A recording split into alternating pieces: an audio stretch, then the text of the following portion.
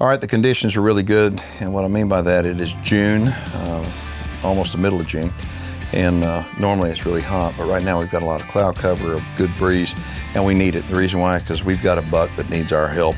We were in the pen, and we noticed him when he was walking around. It's like his hooves were hurting him. He was walking around, it was clear he was limping.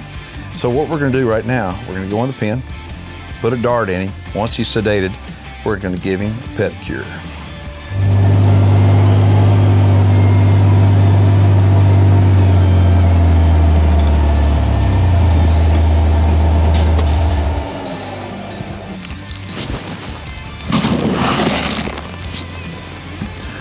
Hopefully he'll come up. He ought to. And what I'm doing, I'm trying to get the buck that we're looking for to get up here within an easy range for a shot.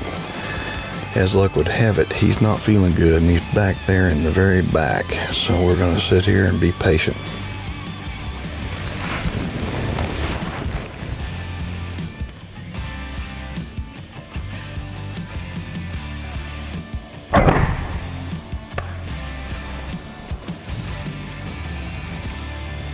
Okay, that's what we wanted right there. It's a good shot. All right, so let's take a look again at that RDD hitting that buck. You'll notice that it hits a buck and it bounces out, but the important thing that you'll notice is that through the air you'll see the liquid that came out of the RDD. That is not good. And I'm a believer in you learn something all the time, and I learned something on that video right there, and I'm gonna tell you about it. What I learned was I had taken an RDD and I had removed the gel retention collar right here. And by removing the gel retention collar on a 2cc RDD, it did not stick in the animal long enough for the full injection to take place. Now, New Dart makes RDDs in either half cc or 1cc that do not have the gel retention collar on them. When you step up anything bigger than a 1cc RDD, every single one of these from New Dart is going to have a gel retention device on it to prevent that liquid from coming back out of the animal.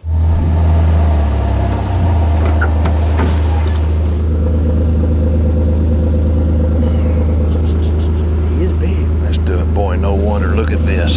Holy smokes. Wow. They're long. Yeah. Okay.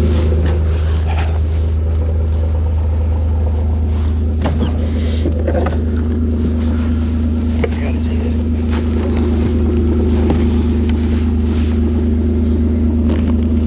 Nice. Look at those hooves. Look at that. Wow, we're gonna have to do a job on the front and back. Look at that. Holy smokes, look at that. No wonder he was hurting. Look. There's your before shot right there. Let's get to work on him. All right, we're gonna cover up his eyes first off. Kinda, that way if he does open them up, he's nice and calm. Okay, get some fluids in him. Right there, and turn it on. This is a set of pruners right here. And what we're gonna do, we're gonna come in, clearly this is broken off. We're just gonna have to remove this. Look at that.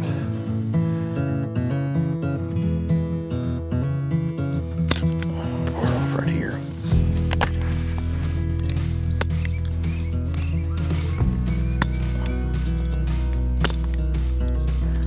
You may be wondering what causes this, and there's really the only thing I can tell you, I have this happen to a few deer every year. And the common denominator that I see is a deer that winds up staying at the food trough all the time. It's basically, in my opinion, happens from overnutrition.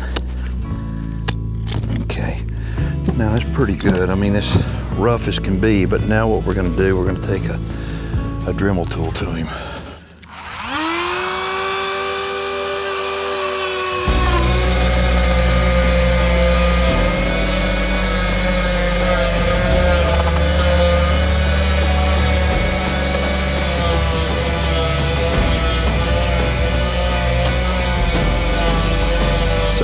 better than what it was, and we're gonna do the exact same thing to the rear hooves.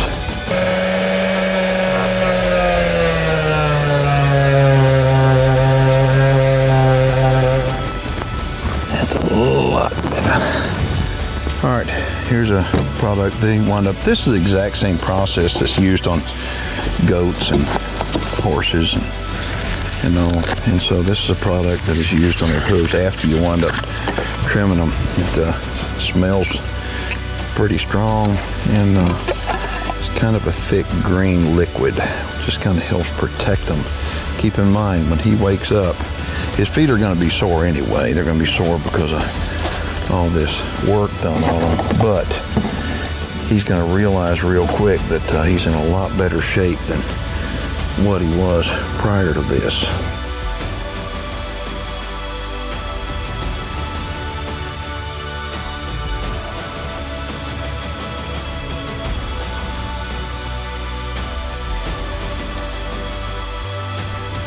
I'm drawing some antibiotics right now.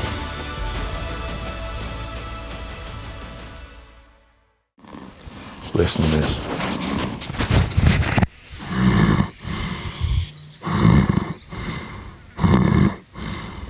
That's him, not me. He has no idea. We just wound up doing some very needed surgery on him, and he's sound asleep. He has no idea. He didn't feel a thing.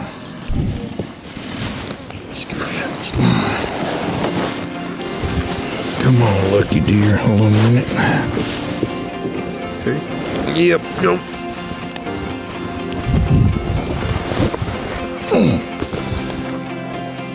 Okay. All right. We're gonna wait here a little bit before I reverse him. Let's go ahead and wake him up. What are you little guys doing, huh? He's saying, hey, he is sound asleep. You better believe it. He had one little pedicures. All right, in the back leg, you can see this little vein right here. It's real easy to see, and it's relatively easy to hit. So we're gonna come in here, and now we're gonna slowly inject about 2/3 of that in him. And then the balance we're gonna put right there in his butt. And it won't take long.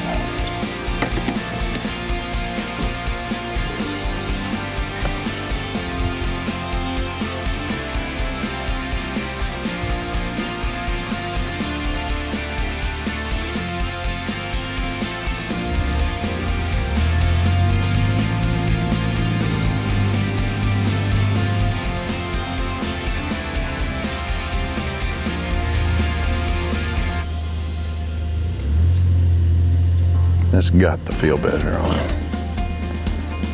He's already walking better. I mean, you can tell he's still under a little bit of sedation, but he's up and he's doing better. Look at that. He's not favoring his feet. He really ought to be doing well. And that's the way we do it.